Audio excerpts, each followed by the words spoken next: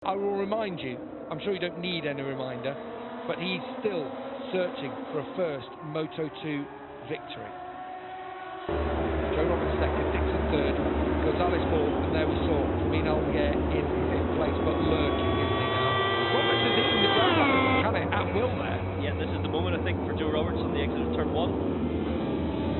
Wasn't too bad at the end. The lights go out and we are on the way. Last time, and Joe Roberts leading them down towards turn one. I think the inside line though is going to be Celestino Vietti, and Roberts just wipes the nose of him into turn one. Excellent from the American to hang on to the lead up towards turn two, and Sam Lowes didn't get the start he wanted from the second row. Look, he's all the way back down in 11th place. Frustration for the Brits. Yeah, obviously he needed the jump, Sam Lowes. He's got mired in the pack a little bit, but Joe Roberts got the jump and the aggressive move into turn one. He completely wiped the nose of Celestino Vietti. It looked like he had the inside line. A moment for Firmin Aldeguer into turn four. There is Tony Arbolino, who's made a good getaway, and the Manu Gonzalez up high on the curbs. But as we've said so many times this weekend, as Vietti again almost gets balked on exit of the corner there by Joe Roberts. Converging lines, but that was tight. You know Joe likes to enter from a wide entry. Aaron Canet down the inside of Jake Dixon as well, but Jake was looking to pay it back on Aaron Canet there, but you can't force your way through in the middle of the long right-hander. But yeah, it does seem like the different lines there between Joe Roberts and Celestino Vietti on lap one. Look at Firmin Aldeguer on the change of direction into turn 10. Makes it happen, but he's wide. Celestino Vietti will just hold him up, and that is classic, isn't it, there from Vietti. Knew that he'd been passed by Aldeguer, but had the drive, had the inside line, and he just sat Aldeguer up, and in doing so, Canet has been able to come through. Yeah, Canet got a good run around the outside. Looks like he's got some serious grip here on lap one now, and Canet, he's lining up a move on Celestino Vietti on the outside of turn 14. Yeah, but life not easy for Aldeguer there, as both Vietti and Canet come through on him, and now Jake Dixon behind Aldeguer. It's Joe Roberts who's going to lead them into the final corner at the end of the first lap, and now Alonso Lopez.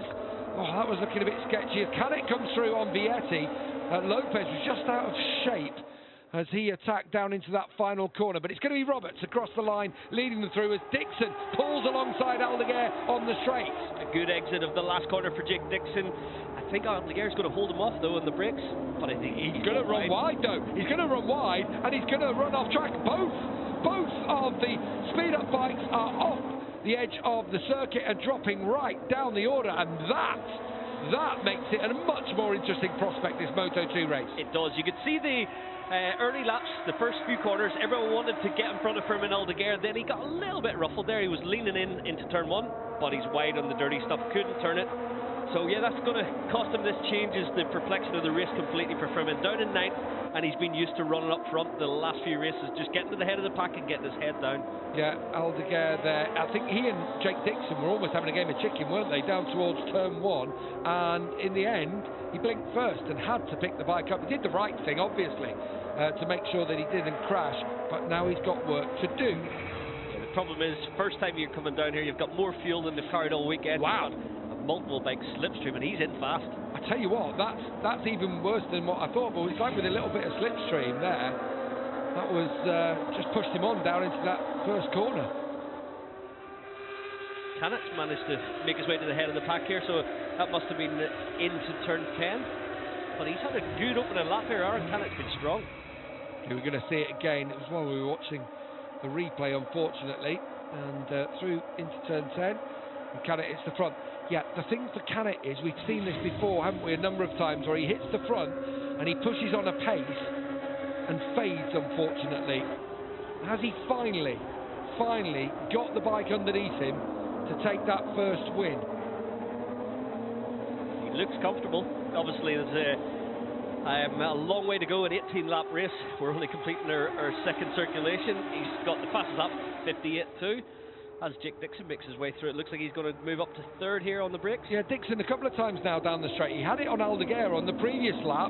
Just thought he was going to run a little bit wide. He does, ever so slightly, but not enough for Vietti to come back. But he's getting good run out of that final corner, Jake Dixon. Yeah, good jump. Carries the speed all the way down. Bit of a draft, using the slipstream to good effect, getting alongside, and then he was strong in the brakes into turn 1, but the front end was bubbling, and he still had the confidence to tip it in there. So yeah, it looks like Jake's feeling comfortable as well. Well, not since Australia have we not talked about Pedro Acosta, although we saw a lot of Pedro Acosta in that one when it was that soaking wet race. He's down in 12th place, the reigning world champion, or the new world champion, as Manu Gonzalez is going to sit Vietti up. Oh, that's a tight one into turn 6. In a few of those already today, haven't we? We have. They didn't go down so well in Moto3, but yeah, being paid out. It is the only first gear corner on the racetrack. You're coming out of a double right-hander. You can park it in there up the inside, and yeah, that was done to good effect by Manuel Gonzalez. So Canet leads, Roberts second, Dixon third, Gonzalez fourth, Vietti a bit wide there in fifth, and Tony Arbolino, as always, has made a good start to the race. Sam Lowe's, I will say, unfortunately, after being beaten up a bit at the start, has now dropped back down to 18th, and that's a real shame for him, because he definitely had this pace at the front. Yeah, I guess it might have been an off-track excursion down in the 201 range, so he's lost a big chunk of time last time around. Yeah, 3 seconds slower than the leaders, and as we say, he definitely had similar kind of pace to the front runners. Just shows Moto2, and again, it shows with Pedro Acosta, it shows with the fine margins there being in qualifying, that 1 week you can be right up there, or 1 day or 1 session you can be right up there, and the next, if you are just an inch out, then suddenly you're a lot further down the order. Yeah, the margins in Moto2 are really close. The lap times throughout the weekend have been quite evenly matched. The only one who had a little bit in their pocket in race trim, it seemed like Fermin Aldeguer had it throughout practice, but the track has been evolving. So it looks right now like Aaron Cannett's got the feeling, Jake Dixon as well, Joe Roberts, always strong around here, confident on the front end, and Arbolino's joining the party. Italian battle going on here. A lot of talk about MotoGP for Fermin Aldeguer, but there were a few rumours thrown into the mix about Tony Arbolino, and I reckon the likes of Celestino Vietti is another one that you can imagine VR46 having a think about if that space is made free by a move for Luca Marini. It's always been the whole Sky VR46 team through the early years has always been about promoting young Italian talent, and right now they've got 2 riders, Fabio Di Gianantonio and Tony Arbolino, who could be potential candidates. They've never been part of the VR46 program. Celestino Vietti very much is part of the VR46 program, and it would be a bright prospect for MotoGP in the future, but I think could do with another season in Moto2. Almost went last year, didn't he? Cele Vietti, as now Fermin Aldeguer starting to make moves, but it's Ogura that he's battling here. Ai has also had a decent start to this one from 12th on the grid. Of course, Ogura last time out just finishing off the podium in 4th place. Back at him from on board with Fermin Aldeguer down in 7th with work to do, but I'm still not counting him out. This race, like we've said a number of times this season in Moto2, won't be decided at this stage. No, the guys are just settling into a strong rhythm at the front, but it does look like those 4 riders have even pace, so Aaron Cannett's setting that pace at the moment. But when you watch Joe Roberts around here, he just looks at one with the track. The bike's working, the front end's under him, he's so fast through the fast corners, but he's not shabby in the slow ones either, so yeah, he's got a good setup, good rhythm. It's a bit like Fabio Quartararo maybe in MotoGP, that he came out on the track by himself, and as he showed in qualifying trim yesterday, faster than anyone, and if he can run his natural lines, you think Roberts has the pace. The problem is when you get into a race, that's not always a straightforward story. Exactly. You've got riders diving from the inside. Joe does like to come from a wide entry and carry a lot more, well, I'll say a lot more, it might only be 3 kilometres at the apex, but he just carries the mid-corner speed with a little bit more lean angle, and it's hard when you've got riders with a different approach around you. You can't run your... Oh, look at this from Manny Gonzalez. He pulled out of it there, but... Thank God he did. As Alonso Lopez made his way through on Celestino Vietti. Actually, sorry, it was Fermin Aldeguer. Alonso is just behind Ogura. Sean Dillon Kelly looks like he's crashed out of the race. Didn't see that one. But Sean was actually having a decent weekend on the forward bike. Was crashed out of 23rd place. So we've got a front group of 4 and a slight gap back to Tony Arbolino. Trying to bridge it. Celestino Vietti is the one just dropping back. But we've seen Vietti in the past, haven't we? He tends to have late race pace. Just at the moment, he's not quite got the pace of the front runners. I did expect, obviously, Celestino came through Q1, qualified so strongly in Q2, and I thought he's found something, but in these early laps, it just hasn't been there. As the fuel load comes down and the tyres get that initial bit of grip dropped off, then maybe it could come back to Celestino. We always think of him as a good rider in terms of race trim. Yeah, that one in Austria was one of those that comes to mind. Canet leads them across the line. Roberts in second, Dixon in third. Well, it's not quite spread out as we might have worried or might have expected here, and that's what we want to see. Oh, a big moment there for Joe Roberts in the middle of turn one, and Jake Dixon pounces, doesn't he? Taking no prisoners there, and straight past Roberts as quickly as he could. Yeah, that's good for Jake. Obviously, he's got the pace, I think, to match Canet, although Joe's looking for a way back through. Yeah, but there is a yellow flag out somewhere here. Now I'm wondering, I can't quite see if the yellow flag is out in this sector, but top left it says sectors 1 and 2, and that usually means it's in the change there between the two sectors, and Roberts straight back at Dixon, so I'm not quite sure where the yellow flags were. Yeah, obviously they're still on our screen, but the flags themselves are quite far back from the racetrack, and yeah, we couldn't actually see them if they were still being waved. But this is one of those racetracks that photographers have never liked this place. In fact, on one respect they do, because it looks great. The bikes look fantastic. But they say the runoffs are so big here. It is so safe in that respect. There's a lot of asphalt now because of the Formula One. They've built more. But then there's still a ton of gravel traps. In fact, gravel traps that would be bigger than we get at some other racetracks. Yeah, there's some parts of the racetrack you could get really close to the action, more so on the inside of the corner, but on the outside you're a long way away. So in terms of safety, look at all the asphalt that's painted on the outside before you even get towards the gravel traps. Well, this was the move from Aldeguer on Arbolino. That was at turn 6, so he goes through into 5th place, and he's starting to get into a rhythm now. That one was tight behind Manuel Gonzalez. Got a good exit from the last corner, so he should slot into the draft. Although look at Gonzalez' machine in 3rd, 4th gear had a little bit of punch on him. Jake Dixon's bike definitely is running better, isn't it? Out of that final corner compared to Joe Roberts, who again, his bike protesting as he drops it down into turn 1. It's still Canet leading. I will remind you, I'm sure you don't need any reminder, but he's still searching for a first Moto2 victory.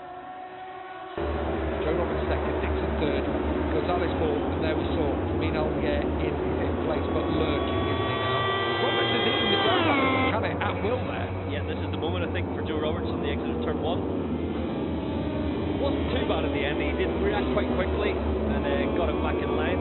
But yeah, you're right, he was able to bridge the gap immediately. It was a few tenths of a second, and didn't waste any time getting back over on the Aaron Canet. So when they're sat in these kinds of positions, your Roberts and Dixon, how much management is going on between them? Yeah, there can be a little bit on the rear tyre. I think we're going to see it in the MotoGP race this afternoon. This part of the racetrack, as you go through 10 and the long peak in turn 11, the left side takes a lot of abuse. So, hello.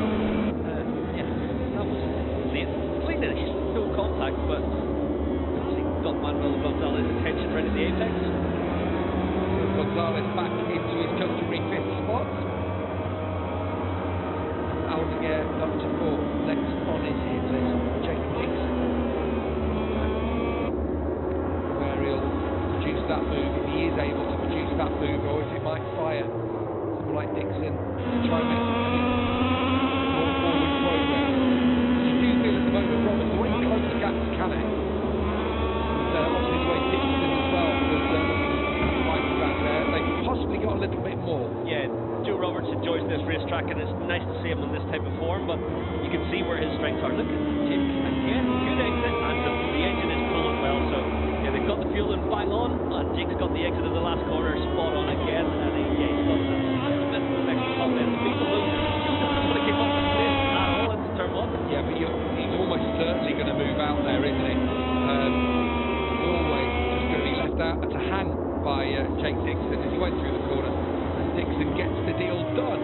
Perhaps sensed the fact that Aldeguer was behind him all of a sudden, and that moments he needed to start making some moves. Of course, they are battling for third in the championship here, and that's so important, isn't it? People at home might think, well, third in the championship doesn't really mean much, and here comes Aldeguer straight away on Joe Roberts, and Roberts has to make way, so drops from second to fourth. Aldeguer's got the overtake into turn 6 now. He can slide it down the inside, the bike sideways, but he doesn't even drift barely half a metre wide, so it's perfect if you can execute that overtake without making any contact. Pedro Acosta at the back of a front group of 11. The narrow line can sometimes produce a procession, but it can produce things like this as well. We saw it in the sprint, we saw it in Moto3.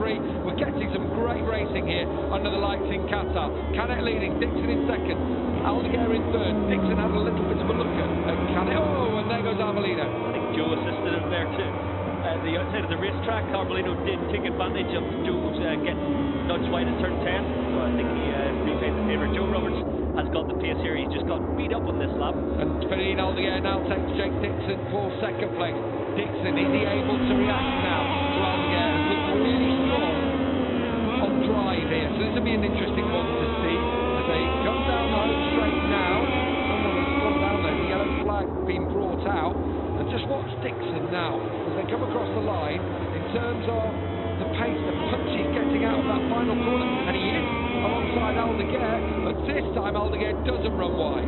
Fastest lap of the race, Sam Lowe's down in course. He is just unfortunately 6.9 seconds down on the leader, but yeah, he's not going to get across to this lead group. Lucas Tulovic, who crashed out by Ogura, now goes through. Joe Roberts, a moment ago, was pressuring Aaron Canet, and now he finds himself back down in 7th place. And Ferdinand Aldeguer is trying to go quickly here. This is the mark of the rider. He is. Canet cuts back and just balks Jake Dixon in the middle. He was sucked up by Aldeguer, had to run it a little bit wide, and he pulled it back to the apex, just as where Jake Dixon wants to be on the racetrack. And so Dixon had to sit tight behind him, but Aldeguer's hit the front here, Michael. Wasted no time, decisive each overtake. As soon as he got there, he looked at them for a corner or two and straight through. He's got a few tenths in his pocket. Look, lead already stretching out on Aaron Canet. I don't think he's got any tyre wear issues to concern himself with, so he's just getting his head down and trying to stretch a comfortable margin. This is the part of the race we didn't want to see him necessarily hitting the front. He's done it fairly early, having been dropped back to 8th place, didn't he? 9th perhaps, even when he ran wide at turn 1. But Aldeguer, the rider, lap 1.7, the gap back to Gonzalez, is managing it. All the marks of the top rider from Aldeguer, and again, that's the second lap in a row where Jake just hasn't been able to pull it down to the apex in turn 6. He fights back at Ogura, but Ogura so strong on the run up towards turn 7. Dixon will get another chance, I suppose, into turn 10. Under normal circumstances, Jake could have struck back up the inside, having the inside line, but the racing line being the clean part of the grip, exactly where Ogura was. So Jake had to give it up, which was sensible. Slot in behind and look where you can pounce and attack back.